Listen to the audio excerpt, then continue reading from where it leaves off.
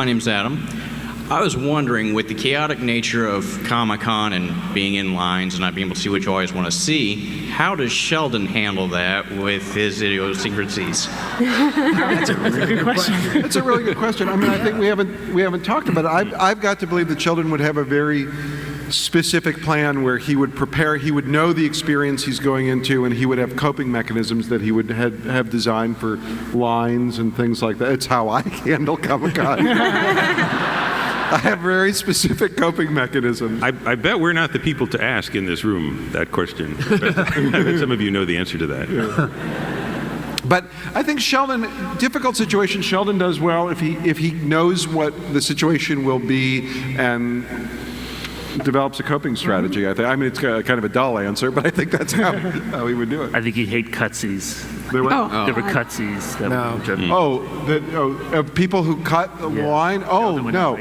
Like Sheldon would probably believe that there's a citizen's arrest possible. So he would work the logic this way, saying that a line creates an implied contract.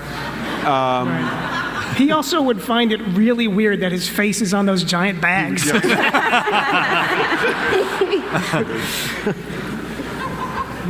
David, I have a question for you. How often do you change the whiteboard? Oh, they change every time. They change. They often are related to what the characters are talking about that week. And there's also some inside jokes for the scientists. Didn't you had your students there 1 week, and didn't you put up the answers to the test they had just taken? That's right.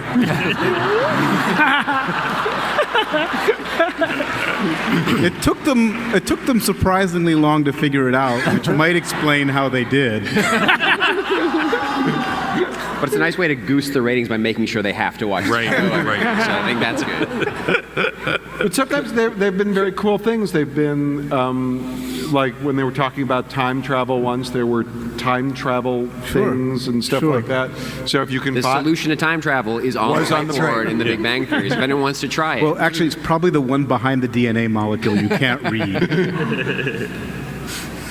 Oh, I like her. Yeah. Thank you. Me too. My name's Becca, and the tiara line has become so popular in the pageant world. I want to know who came up with it and how you did that. I think we were going through the story, and it was Chuck's idea to give her the tiara, and I think I kind of vomited out the whole, oh, it's a tiara, I'm a pretty princess, and this is my tiara. So. Anytime there's something that's very, very female about being satisfied by something in the world, that's from Steve. Yeah. That's kind of who we lean to. You're welcome, guys. There are two women on the writing staff, but then there's Steve. Well, you were in the pageant world for a while, weren't you, Steve? Oh, that was you. I thought Steve was. Life is a pageant. Very true. If you guys were stranded on a desert island, which character would you pick to be stranded with? Bernadette. Answer. Wow. We can't pick. Don't That was the answer Only you were two looking of them for. are here. That was the only answer. That is the only correct answer. Moving on. Hi. Hi, my name is Rachel, and my question actually comes from my sister Jenny, who couldn't be at Comic-Con today. Then you can't ask it. She has to be here.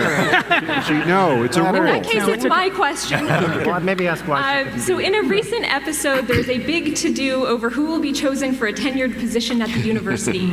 Can you tell us who gets the tenure, or when, if ever, we can expect to find out? I don't think we know who yet, but at some point it will happen. Some or none. Will or won't get or not get tenure. Ideally, when you watch the show, you should pretend it's real to enjoy it. So if you are like, I know what's going to happen because I went to Comic-Con and people wrote it, I think you'd enjoy the show less. I don't know. This is my theory. Well, doesn't that negate the concept of this panel? A little.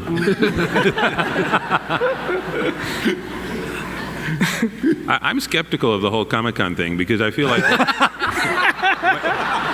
when I enjoyed The Wizard of Oz, I was a big Wizard of Oz fan as a kid. I kind of related to the Cowardly Lion as a real guy. And if I was going on some website and it's like L. Frank Baum saying, I think in the next one I'm going to do this and this and this, it would be harder for me to relate to the Cowardly Lion as an imaginative reality. But didn't you go to L. Frank Baum? Oh, yeah. I dressed as TikTok one year. It was cool. It was a cool scene. The Munchkin convention in Cherry Hill. My father still gives me guff. He claimed that the head of the International Wizard of Oz Society had a disproportionately large head.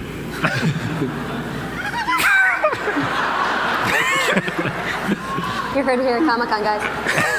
I can't stress enough how much you just all entered the Big Bang writers' room.